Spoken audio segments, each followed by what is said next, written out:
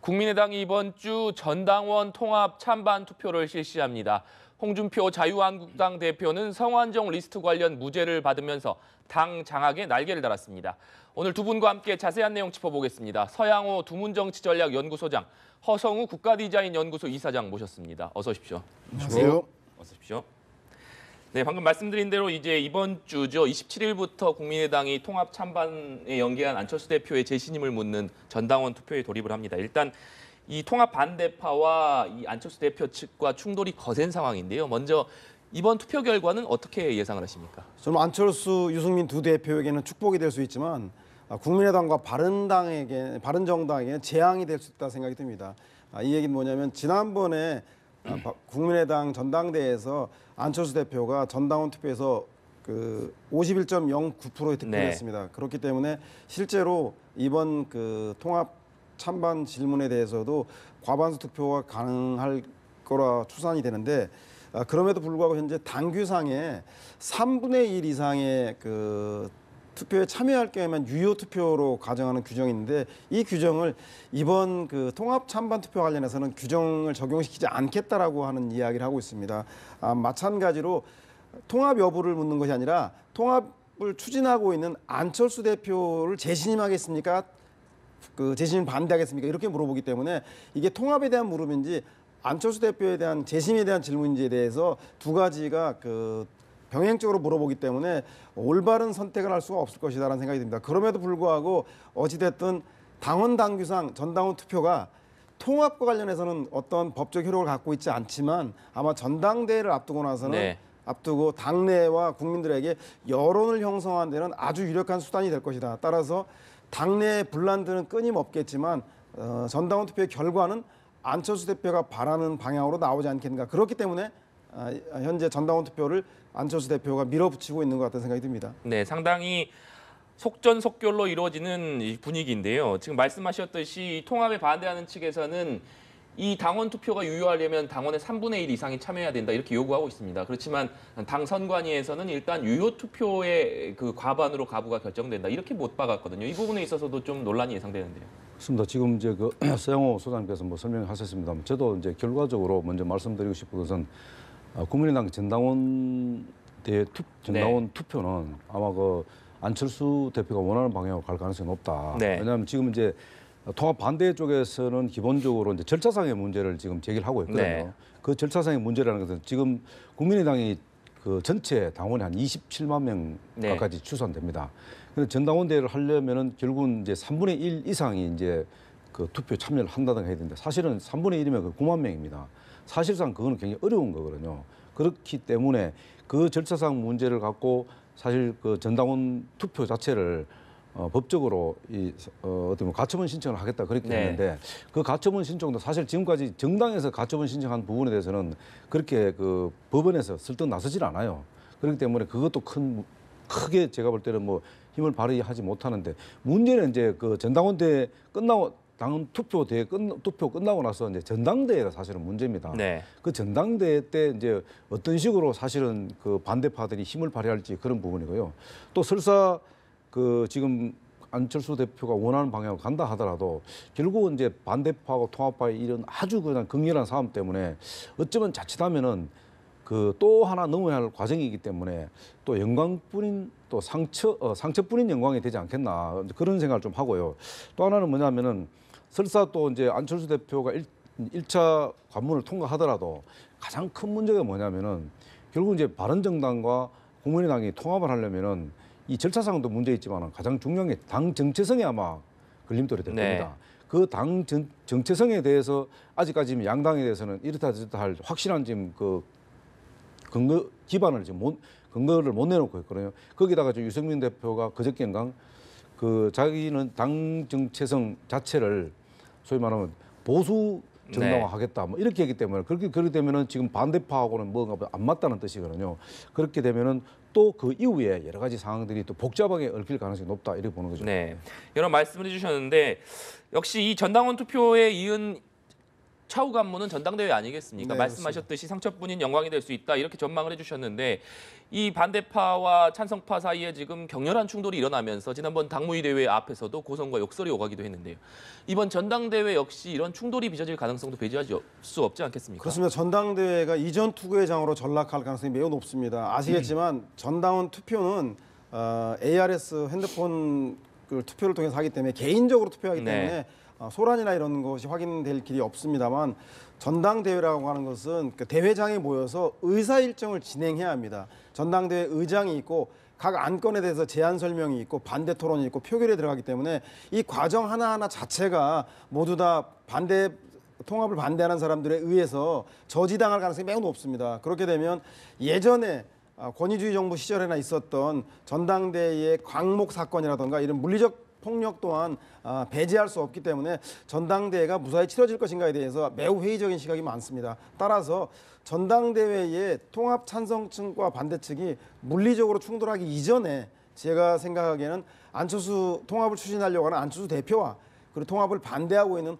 호남 중진 의원들 사이에 손학규 대표가 지금 귀국함으로 인해서 중재 역할을 해서 네. 이것이 물리적 표 대결이 아니라 정치적 타결을 하기 위한 정치적 대화를 한 번 더 기대해 볼 수 있지 않겠나. 만약에 이런 정치적 대화마저도 불가능할 경우에는 아마 물리적인 갈등과 충돌이 유발되는 전당대회를 국민의당은 치를 수밖에 없을 것 같다는 생각이 듭니다. 네, 지금 소장님이 말씀해 주셨지만 네. 이 손학규 상임고문 얼마 전에 이제 귀국을 했는데 이 역할을 상당히 주목받는 것 같습니다. 근데 지금 손학규 그 전 고문 같은 경우는 기본적으로 통합에는 찬성하는 분입니다. 지금까지 또 중도 통합주의를 늘 주장해 왔거든요.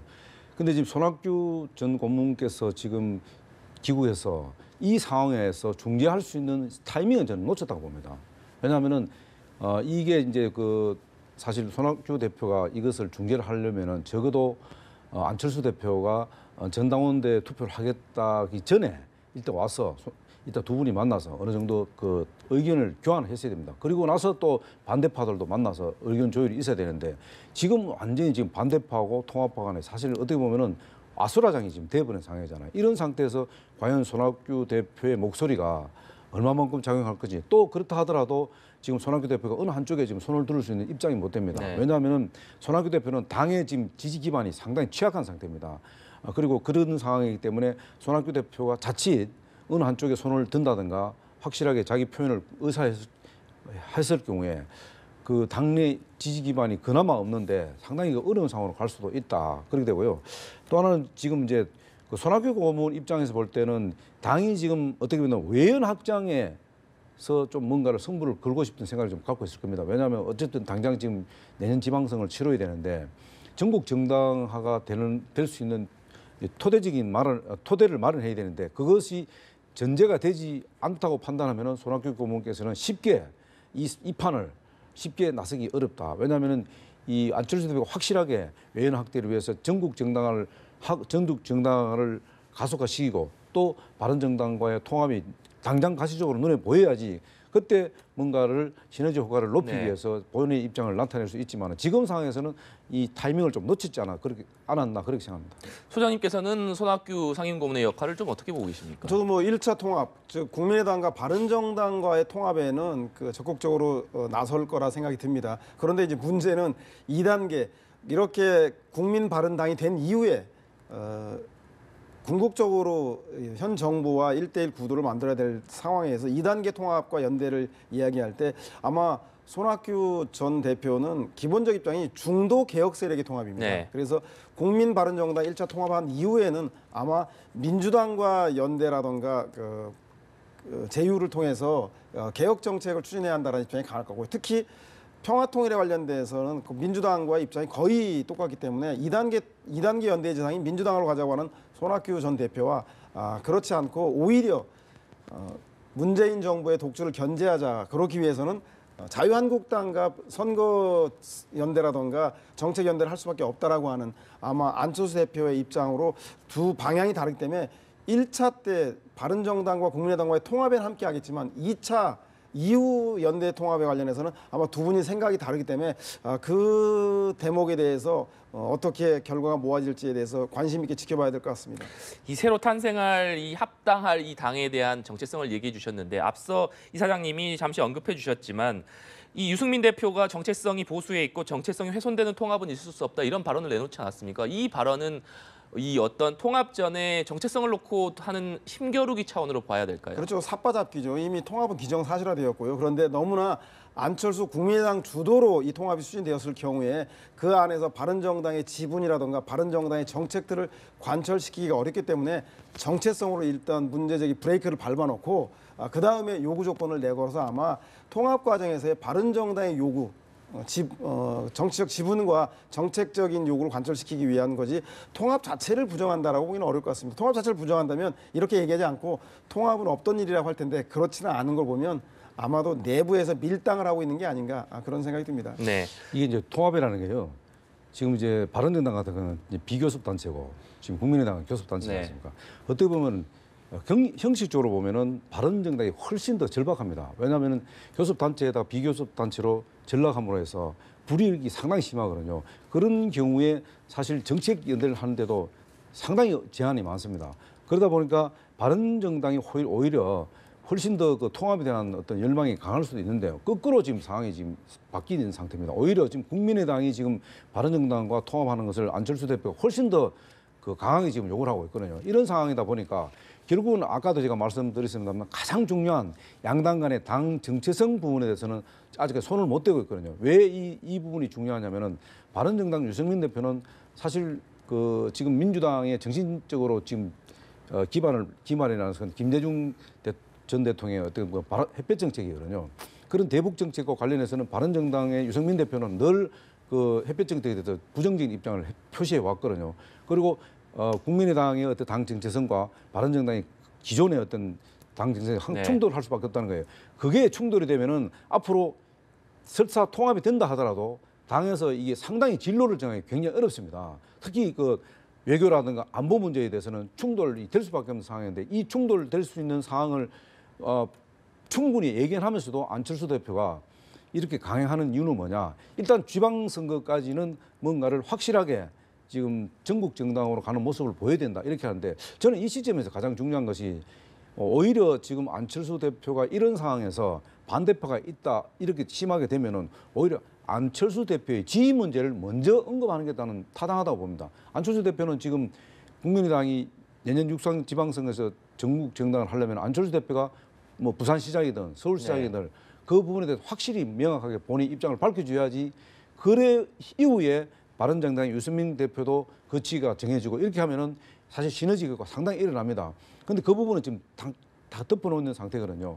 그렇기 때문에 이 부분도 언젠가는 수면으로 올라오겠지만은 이런 부분들을 오히려 빨리 더 치고 나오는 것도 본인 입장을 명확히 하고 통합하는 이런 부분들도 하나의 방식이 아니었나. 그런데 그 부분을 지금 아직까지 덮어놓는 볼 때는 이런 지금 그 전당대회하고 이런 여러 가지 과정들이 굉장히 쉽지 않기 때문에 그렇지 않겠나 봅니다.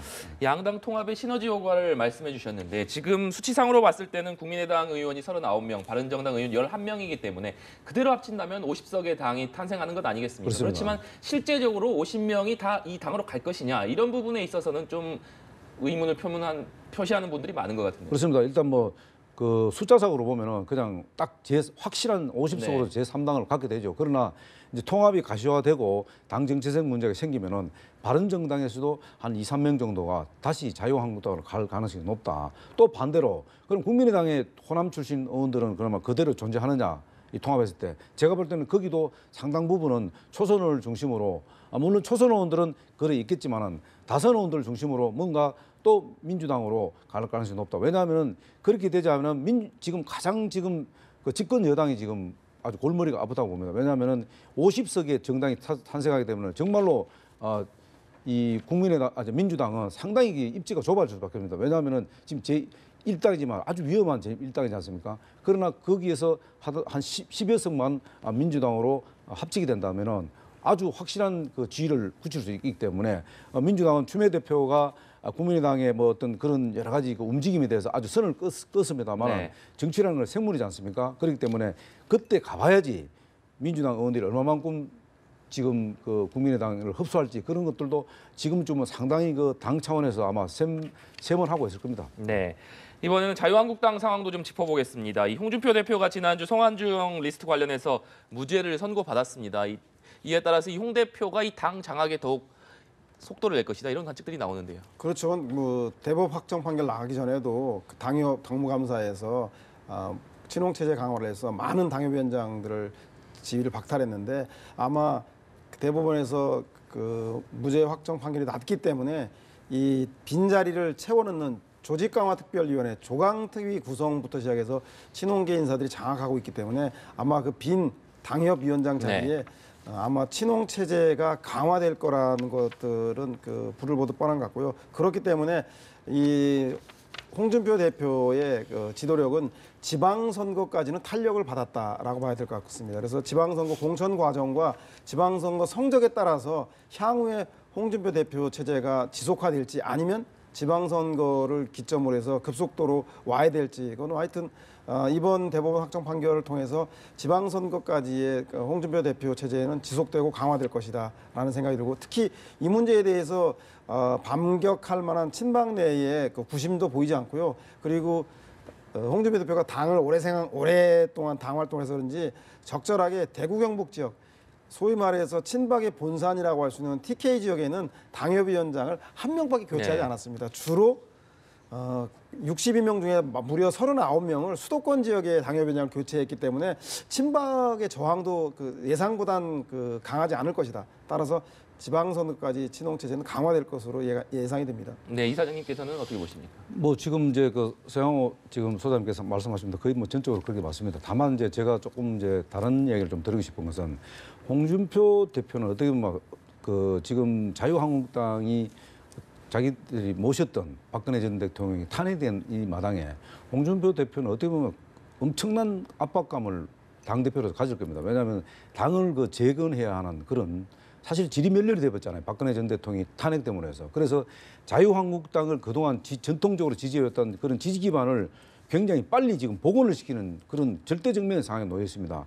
그런데 지금 대법원의 어떤 그 판결 문제에서 굉장히 이제 당이 좀 정체되었다고 봐야 되거든요. 그러나 대법원에서 무죄 판결을 받음으로 해서 오히려 홍준표 대표는 그런 어떤 책임과 의무에 대해서 아마 그 큰 아마 탄력이 받을 겁니다. 그러면은 결국 이제 조직을 얼마나 강화할 것인지 그리고 당 정책을 어떻게 내놓을 것인지 그리고 앞으로 가장 큰 게 이제 인재영입, 지방선거를 앞두는 인재영입 이런 것들을 빨리 마무리하고 내년 지방선거로 체제를 돌입하게 되면은 돌아갔던 사실 전통적인 보수 세력들도 아마 돌아올 가능성이 높다. 왜냐하면 그 사이에는 많은 사람들이 대법원 판결 때문에 과연 대법원 판결에 따라서 당이 이게 어떻게 될 것이라고 판단하는 사람들이 이제는 이미 판결이 명확해졌기 때문에 이미 결론이 났기 때문에 거기서 우유부단하고 당에 대해서 굉장히 관심을 갖고 애정을 갖던 사람들이 이제는 돌아올 가능성이 높다. 그러면은 지금 현재 지지율이면 당 한 18%에서 20% 되는데 아마 20%는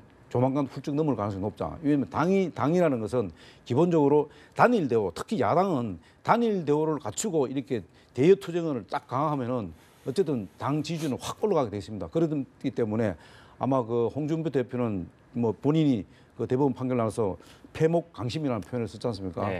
그 눈을 감고 마음을 가르친다. 그동안 이제 창살하는 감옥에 살았다. 그래서 그는 이제 자유의 몸이 됐기 때문에 이제는 부담 없이 내년 지방선거를 책임지고 치를 수 있는 그런 상황이 되지 않았나. 그렇기 때문에 아마 그 홍준표 대표는 그 어떤 그 책임과 의무 부분에 대해서 확실하게 아마 탄력을 받을 거로 봅니다. 네. 이런 가운데 일하는 국회를 만들겠다면서 여야가 12월 임시국회를 열었었는데 지난 금요일 날 한 차례 본회의가 예정돼 있지 않았습니까? 결국 이게 무산됐어요. 그렇죠. 빈손 국회 5명을 여야 모두 질 수밖에 없는데요.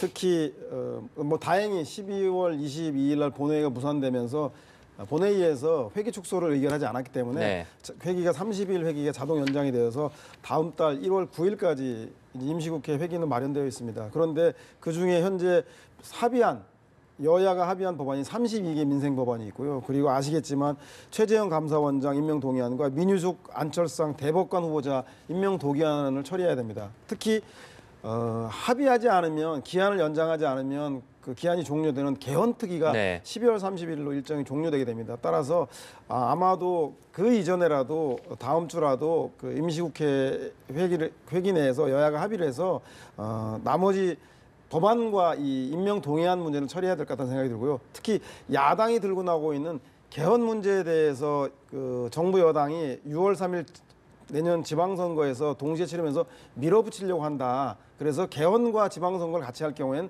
정부 여당의 지방선거 승리에 도움이 된다라고 네. 반대하고 있는데 지금 명분이 별로 없습니다. 왜냐하면 홍준표 대표가 대통령 선거 때 공약사항이었거든요. 그렇다고 해서 선거에서 이길 목적으로 그러면 개헌을 지방선거랑 같이 얘기했다가 지금 불리하니까 그러면 하지 말자는 것인지 국민과의 약속은 어떻게 된 것인지 그리고 만약에 국회가 개헌을 주도해 나가지 않는다라고 한다면 그 다음에 문재인 대통령이 대통령 발의로 개헌안을 제출할 경우에 그때 가서 국회를 무시한 처사라고 할 수 있을 것인지 개헌의 주도권을 대통령이 가져갈 경우에는 내년 상반기 국정운영 주도권들을 완전히 정부 여당이 갖게 됩니다. 따라서 마냥 개헌에 대해서만 미룰 것이 아니라 국회가 개헌의 공을 가지고 와서 국정운영의 중심축을 국회가 잡기 위해서라도 자유한국당이 개헌 문제에 대해서 전향적 입장을 좀 가져야 되는 게 아닌가. 최소한 자신이 대선 때 했던 약속 정도는 지키는 성의를 보일 필요가 있다는 생각이 듭니다. 네. 저는 뭐 그 부분에 대해서 조금 그 다른 말씀을 좀 드리시면 뭐 동의를 다 하는 완전히 다 뭐 안 하는 건 아니지만은 기본적으로 민주당이 지금 그 야당을 자꾸 그 핑계를 대면서 이제 임시국회를 야당이 무산시켰다 이러는데 사실은 그 지금 여야가 쟁점 사항이 가장 큰 게 지금 공수처 문제입니다. 네. 공수처하고 국가정보원법 개정한 부분들이거든요. 그것을 들고 나와야 되는데 갑자기 개헌특위 연장 문제를 들고 나오고 이것은 개헌은 이미 벌써 개헌 문제는 지방선거와 연계할 수 없다고 이미 벌써 야당에서 이미 밝힌 문제거든요. 그렇다면은 이 부분보다 오히려 차라리 그렇게 급하면은 공수처나 국가정보원 개정법 아니면은 지금 그 민생 법안을 먼저 들고 나와야 되는. 그럼 여당도 지금 기초연금법이나 아동수당법 처리할 게 상당히 많아요. 반대로 야당도 마찬가지입니다. 규제 그 프리존 특별법이라든가 그 다음에 서비스 발전 산업법 이런 것들이 지금 하려고 하고 그러거든요. 그런데 공교롭게도 여야 모두가 지금 그 입법 외교 그러니까 이 예산안이 통과되고 나서 그 바로 지금 여야 의원들이 모두가 지금 입법 외교 활동을 지금 네. 펼치고 있는 상황이에요.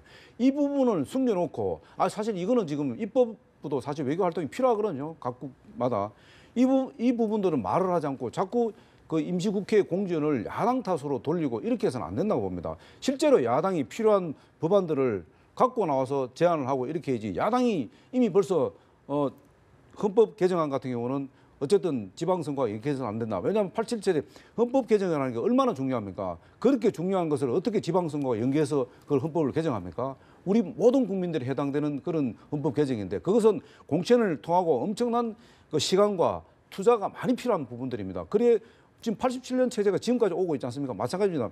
앞으로 헌법이 개정되면 10년이 갈지 20년 갈지 갈 수 없는 모릅니다. 그렇기 때문에 그 헌법 개정은만큼은 정말로 여야가 머리 맞대서 만들어야 할 상황인데 지금 내년 지방선거 치르기도 바쁜데 그것을 같이 연계시켜서 그 헌법 개정한다. 저는 개인적으로 바람직하지 않다고 저는 봅니다. 그렇기 때문에 그것을 야당의 탓으로만 돌리기는 좀 부적절하지 않나 저는 그렇게 생각합니다. 네, 알겠습니다. 오늘 두 분 말씀 여기까지 듣도록 하겠습니다. 지금까지 서양호 두문정치전략연구소장, 허성우 국가디자인연구소 이사장과 함께 얘기 나눠봤습니다. 오늘 말씀 감사합니다.